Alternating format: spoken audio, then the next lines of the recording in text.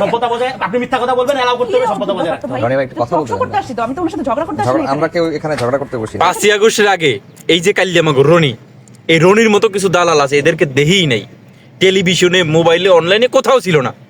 এই কালিয়ামাগরুরা একদিনও বিএনপির পক্ষে 5টা কথা কয় নাই। কিন্তু 5ই আগস্ট যেই হইল, 5ই আগস্টের পরে আওয়ামী লীগের পদের উপরে এরা আসমান থেকে নাজিল হয়েছে, বিএনপির পক্ষ নিয়ে আসমান থেকে নাজিল হয়েছে।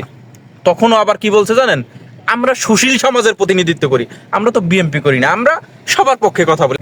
কিন্তু 12 ফেব্রুয়ারির পরে দেখা গেল সবাই বিএমপি, সবাই পদ এবং পজিশন পাইছে বিএমপি দিয়া। এই যে দালালরা চাটাচাটির সুফল এখন পাইতেছে, চাটাচাটির কারণে এখন পদ পজিশন পাইতেছে। কিন্তু বিএমপির যখন খারাপ সময় আসবে, এই দালালদের একটারও পাওয়া যাবে না খুঁজিয়া। গত 17 বছর যেমন পাওয়া যায় নাই, ঠিক একইভাবে এই মাসুদ কামাল, ডাক্তার জাহিদুর রহমান, এরপরে এই কালিয়ামাগো রনি, এরা কেউ থাকবে না। কি বলছি বুঝছেন?